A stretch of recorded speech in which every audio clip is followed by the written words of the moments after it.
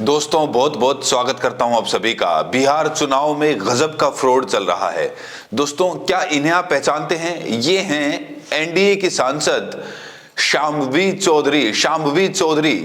शांभवी का एक वीडियो इस समय सोशल मीडिया पर तेजी से वायरल हो रहा है। दोस्तों सबसे पहले बिना देरी किए ये वीडियो देखिए। तो ये शांभवी चौधरी हैं, दोनों हाथों पर स्याही लगी हुई है, मतलब इन्होंने 2 बार वोट किया कहा जा रहा है। और जब ये बात सामने आ गई तो इनके पिता बगल में खड़े हैं, अशोक चौधरी नाम है। इन्होंने आंखों के इशारे से कुछ संकेत किया। कहा जा रहा है पहली बार चुनाव में दोनों उंगलियों में इंक लगाई जा रही है। ये लोग चुनाव और लोकतंत्र की और कितनी धज्जियां उड़ाएंगे। तो शांभवी का ये वीडियो तेजी से वायरल हो और दावा किया जा रहा है, विपक्ष के तमाम नेता प्रवक्ता ये दावा कर रहे हैं कि शांभवी ने 2 बार चुनाव में मतदान किया क्योंकि उनके दोनों हाथों में स्याही लगी है। वहीं जो इनके समर्थक है वो कह रहे हैं कि भाई पहली बार तो ऐसे ही लगवा लिया होगा, पहली बार गलत लग गई होगी स्याही, उसके बाद दोबारा लगवा लिया होगा। जो इनके समर्थक हैं वो ये दलील दे रहे हैं, लेकिन कहा जा रहा है कि दोनों हाथों में तो स्याही लगती ही नहीं है किसी भी कीमत पर। नियम है बाकायदा इसको लेकर कि जब भी कोई वोट डालेगा तो उसके एक ही हाथ में स्याही लगाई जाएगी। और इसको लेकर इस समय लोग सवाल खड़े कर रहे हैं। इस पूरे मुद्दे पर सबसे ज्यादा एक्टिव नजर आ रही हैं प्रियंका भारती ने लिखा है कि बिटिया रानी वोटों की चोरी भी करने लगी। 2 उंगलियों पर स्याही लगाकर पहली बार वोट होते हुए देखा जा रहा है। चुनाव आयोग ब्राजील से वोटर आयात करने गई है। चुनाव आयोग पर यहां पर सवाल खड़े हो रहे हैं कि आखिर चुनाव आयोग क्या सो रहा है? लोग कह रहे हैं कि सांसद जी को ये पता नहीं कि कौन से हाथ की कौन सी उंगली दिखानी चाहिए। पहले सीधा हाथ दिखा दिया, फिर जब देखा कि हाथ गलत दिख गया तो फिर जल्दी से हाथ हटा लिया। तो इस वीडियो को लेकर बहुत सारे सवाल खड़े हो रहे हैं। लेकिन इस बीच जब बात वीडियो की आई तो खान सर का एक वीडियो वायरल हो रहा है, क्योंकि याद करिए दोस्तों, चुनाव आयोग से जब कोई फुटेज मांगता है जहां पर वोटिंग होती है तो कहता है कि माताओं बहनों का फुटेज क्या दे सकते हैं क्या? कुछ इस तरीके का डायलॉग आपको पता ही होगा। इलेक्शन कमीशन ने ज्ञानेश कुमार जो चीफ हैं उन्होंने एक बार डायलॉग बाजी इस तरीके से की थी। अब शांभवी चौधरी ने जहां पर वोट किया है, लोग कह रहे हैं कि भाई फुटेज होनी चाहिए, लोग मांग रहे हैं। तो इस पूरे मामले में खान सर का एक वीडियो, दिलचस्प वीडियो सामने आया है जिसमें वो चुनाव आयोग की चुटकी ले रहे हैं, चुनाव आयोग पर तंज कस रहे हैं। जब लोगों ने मांगा कि इनका फुटेज हमें चाहिए, इन्होंने वोट कहां डाला, कैसे डाला, 1 बार डाला 2 बार डाला, तो उसके बाद खान सर का ये वीडियो तेजी से वायरल है। देखिए खान सर कैसे चुनाव आयोग की धज्जियां उड़ा रहे हैं। आयोग से मांगा गया सीसीटीवी फुटेज, तो कह रहा है कि हम अपनी माताओं और बहनों का वोट डालते हुए फोटो दे सकते हैं क्या?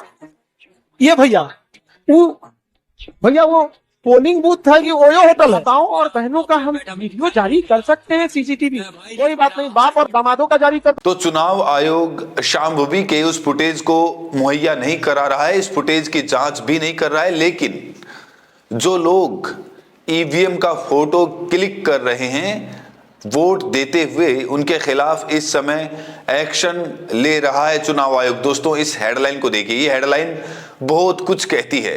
बिहार इलेक्शन, वोट डालते समय ईवीएम का फोटो क्लिक कर फेसबुक पे किया अपलोड, 2 युवकों पर एफआईआर। एक और खबर देखिए, भोजपुर न्यूज है ये। वोटिंग के दौरान ईवीएम का वीडियो बनाना पड़ा महंगा, भोजपुर में 11 लोगों पर एफआईआर हो गई। तो जो लोग ईवीएम का फोटो खींच रहे हैं, अपलोड कर रहे हैं, उनके खिलाफ एफआईआर दर्ज की जा रही है। बड़ा सवाल यह है कि जब ईवीएम के साथ छेड़खानी होती है तो उसके फुटेज को लेकर चुनाव आयोग गंभीर क्यों नहीं होता है? जब ईवीएम को सड़कों पर फेंक दिया जाता है, जब चुनाव के दौरान ईवीएम में खराबी आ जाती है तकनीकी रूप से, तो उस दौरान के फुटेज आखिर चुनाव आयोग रिलीज क्यों नहीं करता जब ईवीएम की अदला बदली होती है? पहली बात तो देश की जनता, एक बड़ी आबादी, देश की बड़ी आबादी, बड़ा तबका चाहता है कि चुनाव बैलेट पेपर से हो। लेकिन जब चुनाव ईवीएम से हो रहा है तो फिर पारदर्शिता, निष्पक्षता क्यों नहीं है? क्यों नहीं वोट डालते हुए माताओं बहनों या भाइयों बहनों की फोटो या फिर वीडियो कोई उपलब्ध करा सकता है? ये चुनाव आयोग की कौन सी दलील है? दोस्तों इस बीच प्रधानमंत्री मोदी की भाषा को लेकर बवाल मचा हुआ है। कहते हैं ना कि जितने ऊंचे पद उतनी अच्छी भाषा, लेकिन यहां तो देखा यह जा रहा है कि जितने ऊंचे पद पर ये लोग बैठे हैं उतनी ही भाषा इनकी निचले स्तर की हो गई है। दोस्तों, प्रधानमंत्री का एक वीडियो मैं आपको दिखाने जा रहा हूं जिसमें वो एक अजीब गाने की बात कर रहे हैं और लोग कह रहे हैं कि चुनाव आयोग को इस पर भी संज्ञान लेना चाहिए, क्योंकि ये चुनाव के दौरान, रैली के दौरान किसी प्रधानमंत्री की इस तरीके की भाषा हो ही नहीं सकती। सुनिए दोस्तों। जवाब मिलेगा, मारब सिक्सर के 6 गोली छाती में। तो प्रधानमंत्री ने क्या कहा? मोरब सिक्सर की 6 गोली छाती पे। इससे पहले प्रधानमंत्री ने कट्टे शब्द का इस्तेमाल कर चुके हैं। कट्टे, कलपट्टी पर कट्टा रख दिया था। क्या किसी देश के प्रधानमंत्री की भाषा इस तरह की हो सकती है? दोस्तों, इसको लेकर सवाल खड़े हो रहे हैं। यहां प्रियंका भारती ने एक ट्वीट भी किया है इसको लेकर। उन्होंने लिखा है कि भारत का प्रधानमंत्री ऐसे गाने सुनता है। दरअसल जो इन्होंने बात बोली है वो एक गाना है, और वो जो गाना है वो दोयम दर्जे का गाना है। इन्होंने लिखा है कि सोचिए बिहारियों के प्रति इनकी योजना कैसी है। महामानव के संस्कार बहुत ... हैं। अब ... के बाद आप भर लीजिएगा कि कैसे संस्कार हैं इनके। आप लोग खुद बताइए दोस्तों, आपने प्रधानमंत्री की भाषा सुनी? क्या किसी देश के प्रधानमंत्री की, मुख्यमंत्री की या फिर राष्ट्रपति की ऐसी भाषा हो सकती है जो हमारे देश के प्रधानमंत्री बोल रहे हैं? क्या रैली के संबोधन के दौरान इस तरह की भाषा का इस्तेमाल होना चाहिए? क्या इन नेताओं ने जनता को मूर्ख समझ रखा है? वहीं प्रधानमंत्री के इस वीडियो को लेकर कंचना यादव ने भी तीखी प्रतिक्रिया दी है। उन्होंने कहा कि मुझे अभी किसी ने कहा कि प्रधानमंत्री मोदी जी सठिया गए हैं, लग रहा है बिहार हारने के डर में। जिन्होंने कहा गलत कहा क्या? बताइए, ये भी कोई मुद्दा है चुनाव का? मोदी जी को जल्दी ही बेहतरीन डॉक्टर की जरूरत पड़ेगी।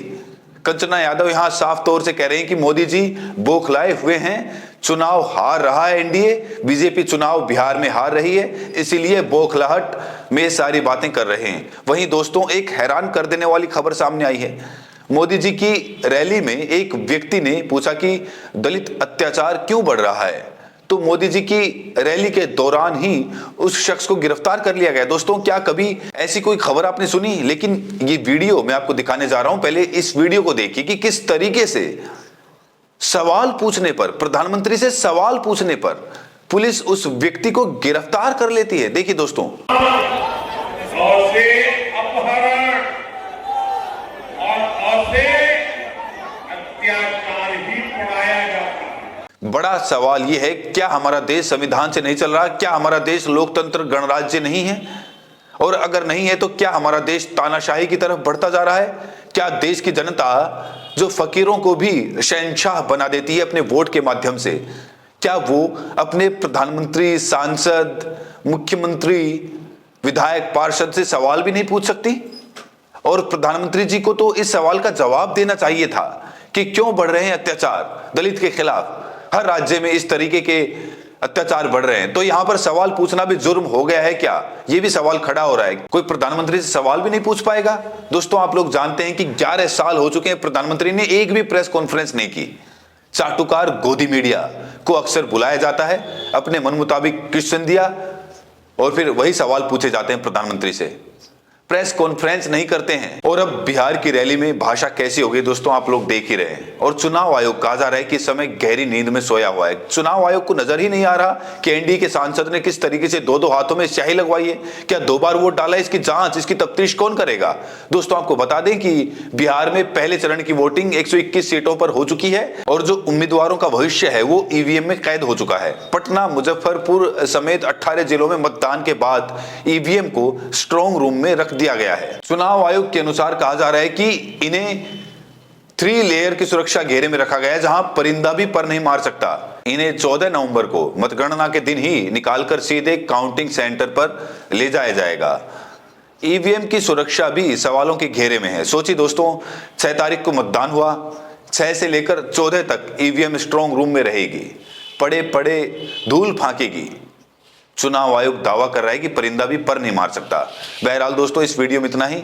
एक ही सवाल आपसे है, चुनाव आयोग कितना निष्पक्ष है? आप लोग कितना विश्वास करते हैं? राय जरूर दें और साथ में ये भी बताएं कि आप ये वीडियो देश के किस कोने से देख रहे हैं। बहुत बहुत शुक्रिया।